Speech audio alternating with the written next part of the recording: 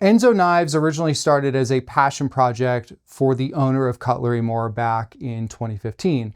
And here we are a decade later, and it's now evolved into 6 different series of knives, along with a variety of different knife styles you can get among the different series. So in this video, I'm going to break down the 6 series, show you the different knives you can get, and introduce you to Enso as a whole. Let's get started with the Enso HD. This is the flagship series, which also came out at the same time as the SG2, which you'll see in a second here. What do we have? This has a VG10 stainless steel core with 37 layers of stainless steel Damascus cladding and a sashimi finish. We have a brushed stainless steel bolster going into an enclosed full tang triple riveted black and gray micarta handle with a brushed stainless steel end cap. This is coming in at a 61 Rockwell, 60 to 61. This is the 8-inch chef's knife. I'm going to show you the 8-inch or 8 1/4-inch Gyuto or chefs of each of these series, just so you can see them all in a similar format. This is an excellent entry-level Japanese chef's knife. The first 3 that I'm showing you, including the Hizashi and the SG2, have a more Japanese blade with a more Western style weighted handle compared to a traditional Japanese style, which you'll see at the end here. So you could really break down these 3 series as the first 3 being, wow, I'm really flowing this around. The first 3 being more hybrid Japanese, whereas the others are leaning more traditional Japanese. If you like everything about the HD, but you prefer a blonde handle, then you could get the Hizashi. This has the exact same blade, a little bit more of an elongated bolster, which is going to compensate for some of the weight that you get in the HD from the triple rivet. So this is still an enclosed full tang Packawood handle. Packawood and micarta are both near indestructible synthetic resin wood-based composite materials, and they last a very long time. You still don't want to put any of these in the dishwasher. You don't want to leave them soaking in the sink. Use them, clean them, dry them, put them away. Both of these coming into that 61 Rockwell are going to be excellent for anyone, like I said, that is newer to Japanese knives. They are hard enough to hold a much better edge compared to traditional German-made knives with a softer steel and a lower Rockwell. But the way the blades are made and at that Rockwell, they are still pretty durable.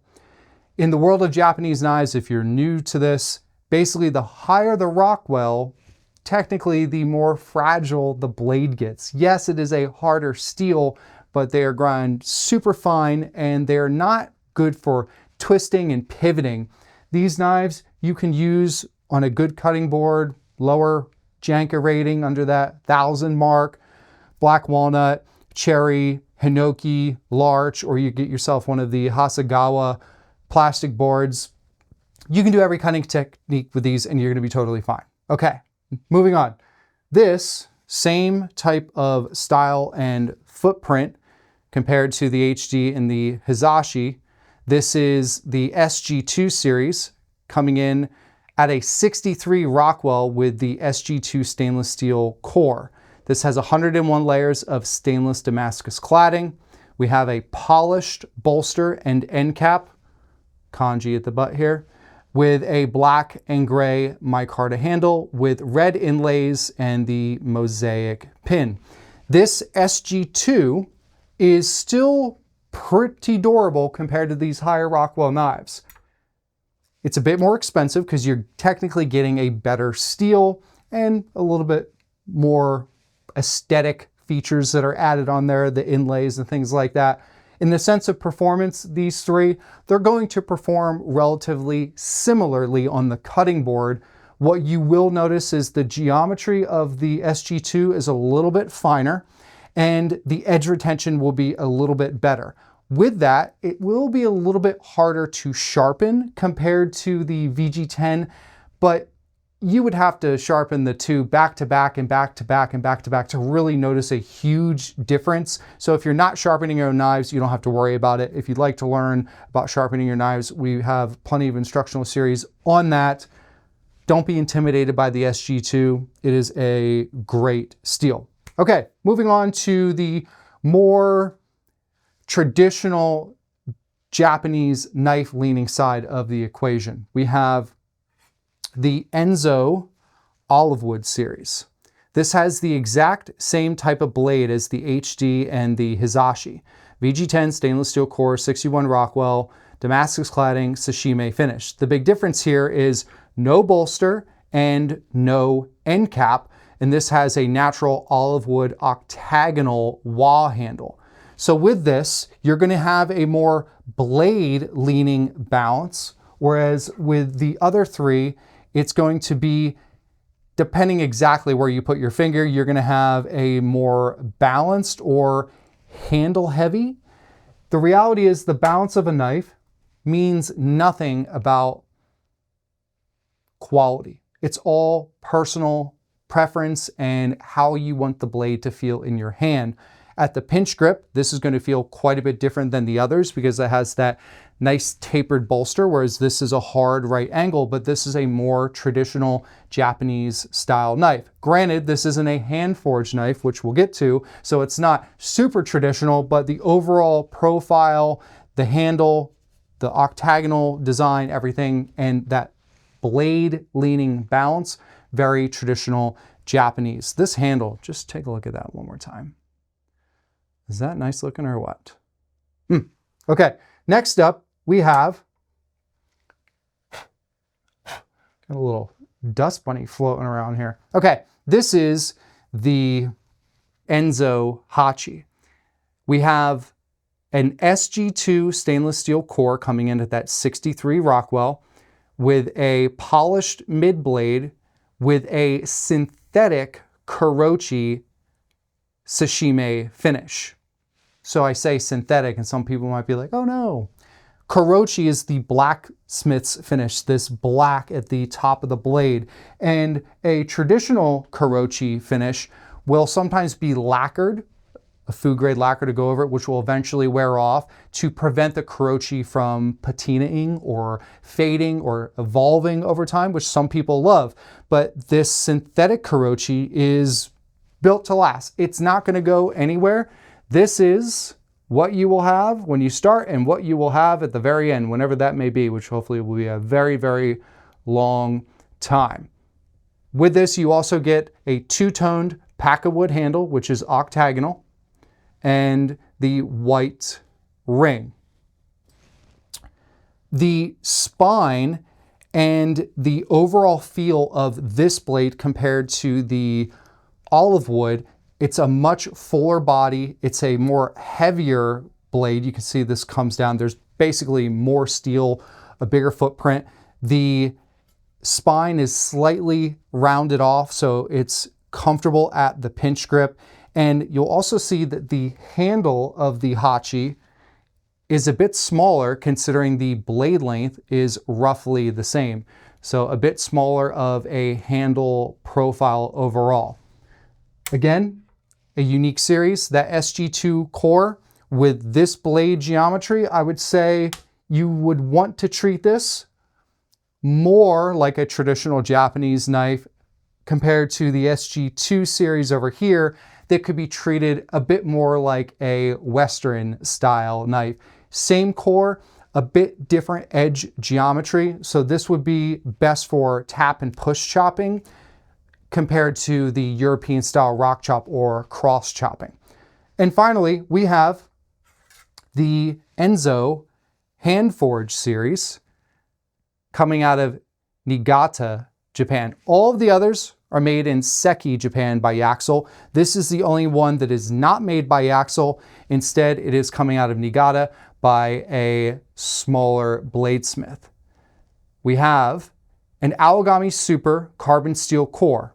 So this knife will patina or it will rust if it's not taken care of. Very different blade compared to the others. These you could leave out wet for a while, totally fine. You leave this wet for, so you'd be surprised sometimes with carbon steel blades how quickly they can rust. And I don't mean to scare you. Actually, no, I do mean to scare you with that, because I don't want you to get this knife just because it's the coolest looking, maybe, depending on your preference, and treat it like your old school German blade or anything like that. These require a bit more TLC. So I am scaring you.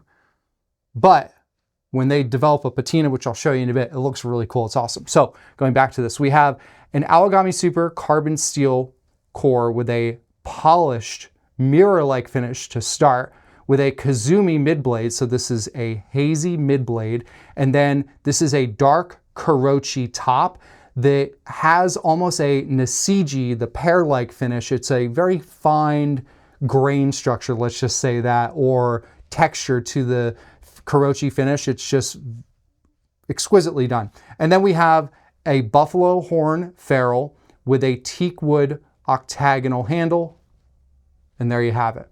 So this would be as traditional, hand-forged Japanese as you get. This comes in at a 65 Rockwell. It's near the very top of Rockwell hardness for chef's knives. And treat with care. Tap chop, push chop, slicing. That's pretty much it. No pivoting with this blade. It just has to do with the way these carbon steel high Rockwell blades, especially a laser like this one, act on a cutting board. So there are the 6 series. Okay, let's talk about some of the different styles that you can get among the various series. I'm going to cover some of the most common to get started. This is a Nakiri. We have a Santoku, a slicer. We've got a bread knife over here, our paring and petty, curved boning knife, serrated utility. Here's a unique one. You don't see many of these, a serrated utility blade. Big into sandwiches and things like that. Boom, here you go. You can slice up your tomato, your pickles, all of that, and then your bread. But there's more. Check this out. Okay, I don't want to sound like an infomercial, but that made me giggle. Okay, this is the HD sandwich knife. You get a scalloped edge blade, so it's wavy, it's not serrated, with the Damascus cladding, the sashimi finish, everything else with the HD series. But you get this scoop of a top. So with this, you can do all the things that I just said about the utility blade over here, the serrated utility, but now you've got this rounded top. You can scoop out your mayo, your mustard, your peanut butter, your jam, slice up some pickles, some strawberries, some tomatoes, a little bit of lettuce, whatever you need for your sandwich. And then with that scalped edge, you can get into some crusty ciabatta or a baguette and just slice right through it. It's just a one-stop shop sandwich knife that's pretty cool and unique, and it's a bit higher end, not gonna lie. Our bunka, this is the SG2 series. This bunka has a very tall heel for 7 inches and a nice curvature to the blade. So for the HD and the Hizashi series, great for the rock chop without the tip digging into the cutting board, which can happen with some bunkas. The SG2 here, it can handle a good rock chop as long as you're not putting a ton of force into the board and you have the right cutting board. And if you're curious about cutting boards, I have a cutting board video that'll be linked below so you can learn which of these knives are going to best perform on which board and which boards to avoid. This is the Kuritsuke, which is essentially a long bunka. It's a good way to think of it, or a K-tip style gyuto. This is a double bevel, not a single like a traditional old school Kuritsuke. You can still find them today, but most are double bevel now. But this style is great for anyone who wants to use a full size chef style knife, but with that K, the Kuritsuke tip. This is the olive wood Santoku. And what's interesting is if you were to compare this to the gyuto, they have a very, very similar shape. Now compare this to the HD Santoku. This has a more traditional Santoku with that more rounded curvature at the tip. This one it's a little bit softer and slower and has more of a point to it. And it gives off almost like a gyuto or a small gyuto type of vibe. Big fan.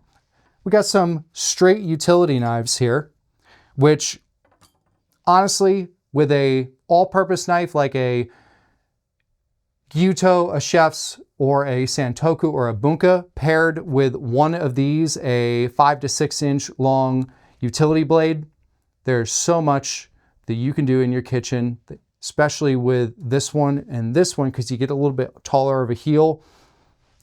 A lot of flexibility in your prep. Okay, let's wrap this up. Real quick. I'm not wrapping up quite yet. Let's be real. This is, I think, one of the nicest looking Chinese cleavers. This you can get in the HD version as well. Something about the blonde handle with this big old blade as a Chinese cleaver. Love it. Keep in mind, we do not have meat cleavers meant for hacking through bones in any of these lineups as of now within the series. We have Chinese cleavers, which are Chinese chef's knives or Japanese chef's knives that are meant to be used like anything I showed you over here. This is the Hizashi bunka and ko-bunka, so regular size bunka, small bunka, and they are just really cool looking blades. This is an all-purpose prep knife. Man, that is awesome. You can get into a beautiful tap chop with that. SG2 core. Here are the original 5.5 inch prep knives, aka ko-bunkas or baby bunkas. These are by far the best selling, most popular individual knife styles that we have among all of them. Granted, the chef's knives, there's a ton of them, but they came out first, so it's really hard to compare. But I tell you, people love these little ko-bunkas prep knives for everyday prep. The height at the heel, just like with this one, you can get into a tap or a push chop or even a little bit of a rock over your cutting board without your knuckles banging into the board. They're just great. Curved boning knife, phenomenal for big cuts of meat, giant pork loin, brisket. You can get under everything. They're fantastic. Okay, you're seeing this sortie here, so I might as well just show you. That's the Hachi 12 inch double bevel K-tip Tsujihiki. It's a Schwarty. There's an inside joke that goes way back from friends playing video games back in the day, so I won't even go into it. But last but not least, this is the hand-forged Aogami Super Kuritsuke. As you can see, the blade of this has different colors going throughout at the very edge here. There's some yellowish brown tones, some blue. Now, if I were to compare this to the brand new, never used gyuto, you can see there's a big difference. That is this knife developing a patina after only one use. And I will link the prep session to this video down below so you can see what working with a blade like this is like. I've got my fingerprint there, but look at that edge. I'm very excited to see how this is going to further develop. You can see at the very base right here, it's still a mirror-like polish because I didn't really use the base of the blade at all, or hardly at all, compared to the rest in that 30-minute long prep session. So there you have it, folks. The decade in the making Enso lineup. The HD and the Hizashi, excellent for anyone who is looking to get into Japanese knives or someone who wants the feel of a more familiar Western German style blade, German style knife, but with a more traditional Japanese style blade with the VG10 core and the sashimi finish, the Damascus, everything great. SG2. Could this be your first knife ever? It could be if you want to spend the money on it, but I would recommend if it's your first Japanese knife, stick to something like the VG10 and get used to working with that steel before you upgrade to a finer, more expensive, and harder steel. Maintenance on them, it's going to be about the same. It's more about the durability and long-term use. Start with these, work your way up. If you've got plenty of Japanese knives or you're really focusing on your knife skills as a whole and you've got the right cutting board, go with the SG2. You'll be totally fine. The olive wood, it's for anyone across the board. Whether you're brand new and you want an easy to maintain and sharpen Japanese knife with a more traditional feel without paying for a hand-forged, high-end, high Rockwell carbon steel blade, perfect for you. Or if you have those, if you have knives like the hand forge, but you want something that you can just use and I'll say it, abuse and not have to worry so much about drying it right away, and you just want something for really quick prep. If you leave next to the sink dirty or you accidentally leave it out wet for a little bit, an excellent way for you to still have that familiarity of a Japanese blade, but with the ease of a more Western style traditional German blade.